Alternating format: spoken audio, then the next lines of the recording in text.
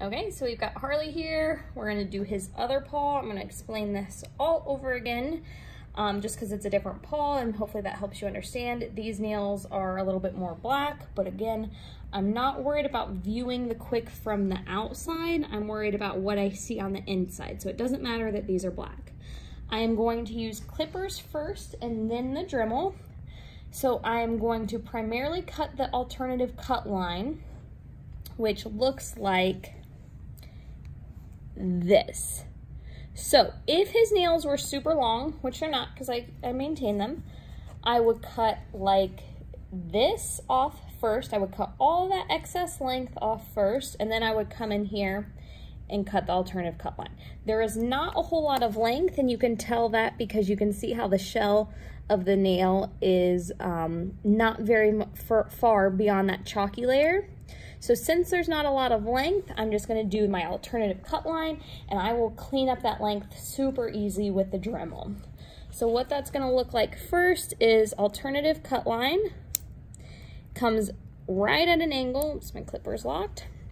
Then once I have that big section off, and how do I know how much to take off? I pretty much know by feel what I have to work with.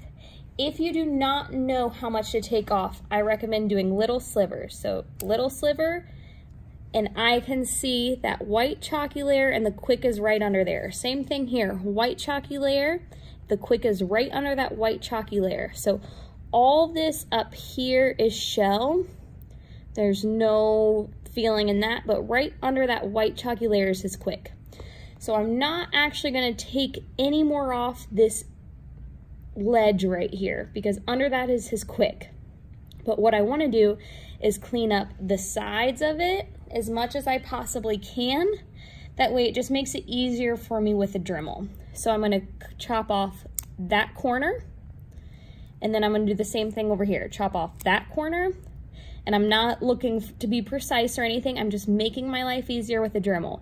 And I can even see if I can come up here and cut off my alternative quick line because that was a little sliver. Remember, I wasn't sure how much to do there. So essentially, I'm cutting a cone shape around that white chalky layer. So I wasn't sure how much to trim, or if you weren't sure how much to trim, you cut a little sliver off. If you don't see that white chalky layer, it's pure black, cut another little sliver off. But again, his nails are so short that I'm not having to cut much off. So here's that white chalky layer, so I'm not gonna cut much off there besides just the edge. And there's the other edge, but I don't wanna cut right here. So if you can see that little upside down heart is his quick. And I don't wanna cut that, but I can cut around it a little bit more. Good job, buddy. I'm trying to make it as much of a cone as I can. Same thing here. Alternative cut line, I'll see if I can cut. So that's perfect. So you can see, you can't really see that chalky layer. So that means I can cut another little sliver, and there's more of the white chalky layer, and be safe. So that's how you wanna keep cutting little slivers at a time. You never just wanna cut a big chunk off, because that's how you end up quicking dogs, because then you're not paying attention to where the quick is. So there's the quick finally right down there. It looks like that little jelly layer. I don't have much more I'm gonna be able to clean up here though. I'll just touch that up with my Dremel. I don't know if you can see that. So white chalky layer. And last one, you might need to swing around to see this one because I can't position it very well. So again, cutting my alternative cut line, trimming up around it.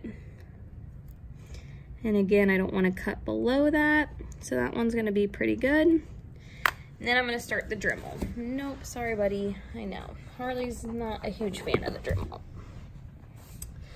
So now I'm going to focus on with the Dremel getting this bottom part. So you can see it's white and chalky. I wanna get all that cleaned up to expose the quick down here.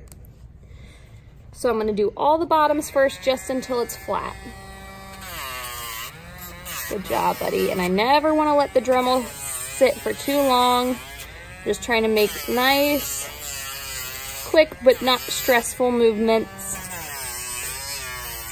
Good job. So once it's nice and flat, so you can see now they're all cleaned up and nice and flat, I move on to the top. And again, if I wouldn't have used clippers, or if I didn't clip all around the edges, I'd have a lot more work to do with the Dremel. But because I clipped all around the edges, I'm just using the Dremel to clean this up. Good boy. And if they pull away like that, I try to move the Dremel to another nail because it can be hot. And if he's getting sensitive there, I'm not going to push it because I always want this to be the best possible experience that it can be. So again, my goal here is to just clean this up, but I know his quick is right there.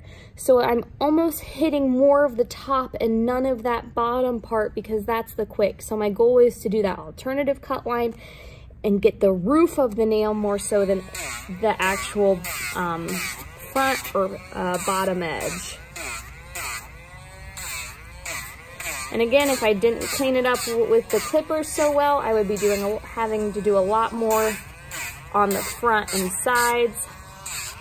But this is just making it nice and pretty and getting those edges off and getting it back as far as I can. So you'll see no blood here, but if I were to keep going, especially like with that one, you can see the quick was almost sticking out below. I don't know if you can see that. But if I were to go much more, there'd probably be a couple drops of blood, but this is plenty. You don't want them to get to that point.